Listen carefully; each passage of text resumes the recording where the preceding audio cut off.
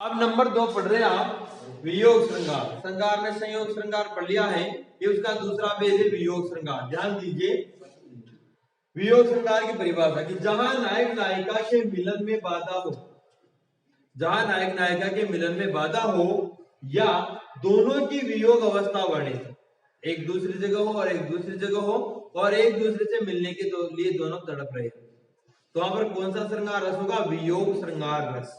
ठीक है, आगे देखिए आप वियोग की 4 स्थितियां मानी गई। उदाहरण बाद में लेंगे, पहले थोड़ी सी डीपली जानकारी है। वियोग की कितनी स्थितियां मानी गई है? 4। यहीं से क्वेश्चन आ जाए, वियोग की कितनी स्थितियां मानी गई है? 4। कौन कौन सी?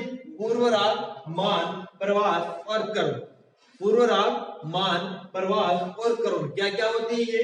पूर्व राग क्या होता है कि जहां पर पहले ही प्रेम की उत्पत्ति हो जाए, यानी कि नायक नायिका ने, मान लो नायक ने नायिका को देखा ही नहीं हो, केवल उसके बारे में सुना हो या उसका चित्र देखा हो और उसी से उसको क्या हो जाए? प्रेम हो जाए, तो कौन सी स्थिति कहलाएगी? पूर्व राग की कहलाएगी। ठीक है, मान यानी कि नायक नायिका दोनों में मनमुटाव हो जाए, परस्पर आपस में कुछ बातों पर झगड़ा हो जाए या मनमुटाव हो जाए, तो कौन सी स्थिति कहलाएगी? मान। भाई है तो दोनों में श्रृंगार रसी, अब वियोग हो जाएगा, दोनों लड़ जाएंगे, एक गटी मोटो फुलार बढ़ जाओ, एक गटी मोटो फुलार बढ़ जाओ, हो गया ना वियोग। हफ्ता को हो तो हफ्ता ही याद आ। आगे देखो तीसरा कौन सा है? प्रवास। मान लो नायिका या नायक दूसरी जगह प्रदेश में चला जाए, फिर उनकी याद आओ, तो वहां कौन सा होगा? प्रवास। और करुण, मान लीजिए नायक या नायिका में से एक मरी जाए या फिर ब्रेकअप, आजकल कहते हैं ब्रेकअप को मतलब बस खत्म है, अब दोबारा चांस नहीं है ना, तो वहां पर कौन सा रस होगा? करुण रस। बहुत अच्छे रस है, देखो आपको समझा। पूर्व राग ये सभी से गुण सपना देकर, चित्र देकर, फोटो देकर हो जाओ प्यार, ये तो पूर्व राग। राग मतलब प्यार। मान आपस में मनमुटाव हो जाए दोनों में। प्रवास दूसरी जगह चला जाए। करुण मर जाए, ब्रेकअप हो जाए। आगे होगा समझ में आपको। अब देखो आप इनको समझाओ, जो पूर्व राग है उसके भी 4 भेद या 4 स्थितियां होती है, ये भी हमें याद रखनी। कौन कौन से? गुण श्रवण जन्य, स्वप्न दर्शन जन्य, चित्र दर्शन जन्य और प्रथम दर्शन जन्य। यानी कि गुण का मतलब कि मान लो नायिका यहाँ है और नायक दूसरी जगह है और उसके गुणों के बारे में सुनकर ही नायिका को उससे प्यार हो गया, नायिका को नायक के गुणों के बारे में सुनकर ही क्या हो गया हो? प्यार हो गया हो, तो वहां पर कौन सा होगा? गुण श्रवण जन्य होगा। आगे देखो स्वप्न, मान लो नायक सपने में देखकर ही प्रेम हो जाए, वो स्वप्न दर्शन जन्य हो गया। चित्र देखकर, फोटो व्हाट्सएप में फेसबुक कटी कटी देख लियो और प्यार हो गयो, हाँ वो जाओ तो कहीं बार इंस्टाग्राम फेसबुक में हाँ कटी देख लियो और पसंद आ गयो, बाद में देखो देखो तो कहां हो रहे थे, हाँ तो मत कर के भाई फोटो देख मत कर जो है ना, आजकल एडिटिंग को जमाना था। चित्र दर्शन जने और एक प्रथम दर्शन जने, पहली मुलाकात में प्यार हो गया, वो वाला रजी प्रथम दर्शन जन्य, एक बार देखते ही प्यार हो जाए, वो होता है प्रथम। आया ना बेटा समझ में? गुणों को सुनकर, सपने में देखकर, चित्र को देखकर और पहली बार देखकर।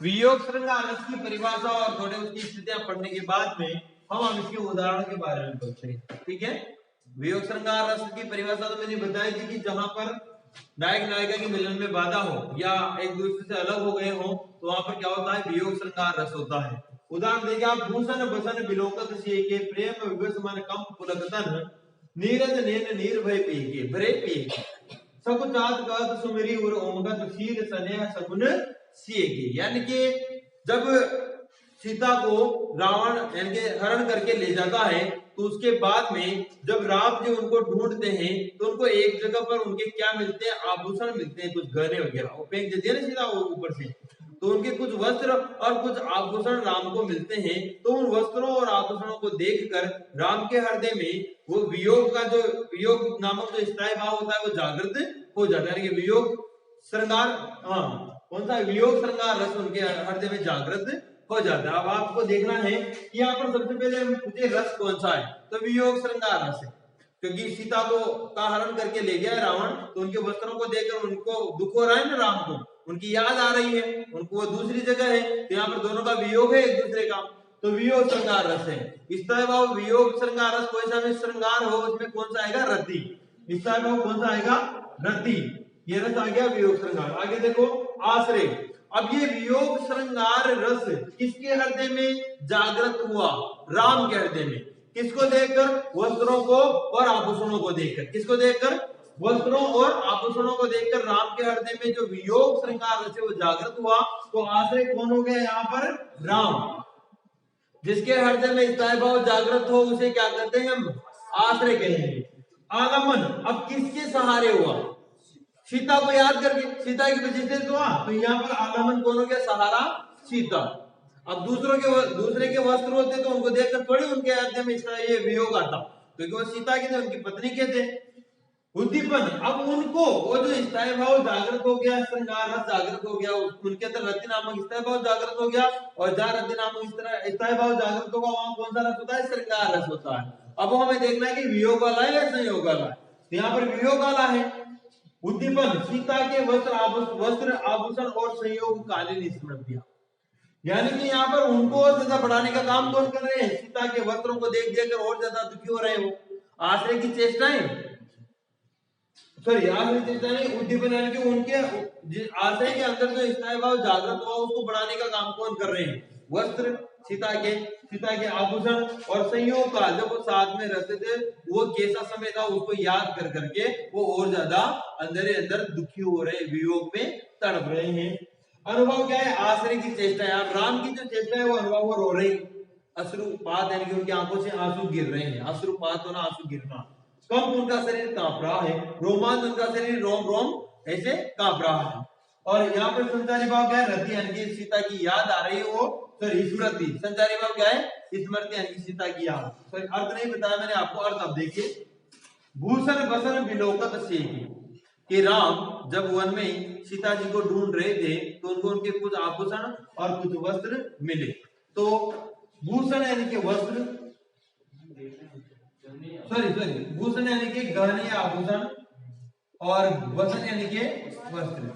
कि सीता के वस्त्रों और गहनों या आभूषणों को विलोकत यानी कि देखकर, यानी कि सीता के आभूषण और वस्त्रों को देखकर प्रेम के विवश वशीभूत होकर उनका मन कंपित हो गया, पुलक तन उनका शरीर प्रकंपित हो गया, यानी कि एक तरह से कांपने लगा।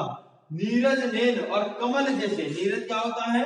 कमल, कि कमल जैसे उनके जो नेत्र हैं, नैन है, उनसे नीर यानी कि आंसू भरे, यानी कि भर गए, प्रिय यानी कि प्रिय राम के जो कमल जैसे जो नेत्र हैं उनमें आंसू भर आए हैं। सकुचात होते कहते हैं, वो कहते हैं सकुचाए हुए कह रहे हैं। सुमिरी यानी कि याद करके, सुमिरना मतलब याद करना, कि याद करके किसमें? उर मतलब हृदय में, उमकत यानी कि उमंग से भर जाते हैं, यानी कि अंदर से उनको हृदय में उनको याद करके उनकी जो पुरानी स्मृतियां हैं संयोग के समय की, उनको याद करके शील यानी कि उनका सीता का शील कैसा था, स्नेह प्रेम कैसा था, अच्छे गुण, इन सभी से यानी कि सीता के शील स्नेह और गुणों को याद करके वो और ज्यादा विलाप कर रहे हैं। तो यहाँ पर आपको समझ में आ गया होगा। अब वियोग सरकार से इसका भाव रति है, आश्रय कौन है? राम, आलम्बन कौन है? सीता, उद्दीपन कौन है? सीता के वस्त्र आभूषण, उनकी संयोगकालीन स्मृतियां। अनुभव क्या है? आश्रय की चेष्टा है। राम जी क्या कर रहे हैं? आंसू गिर रहे हैं, शरीर कांप रहा है, उनका रोमांच। और संचारी भाव कौन सा है?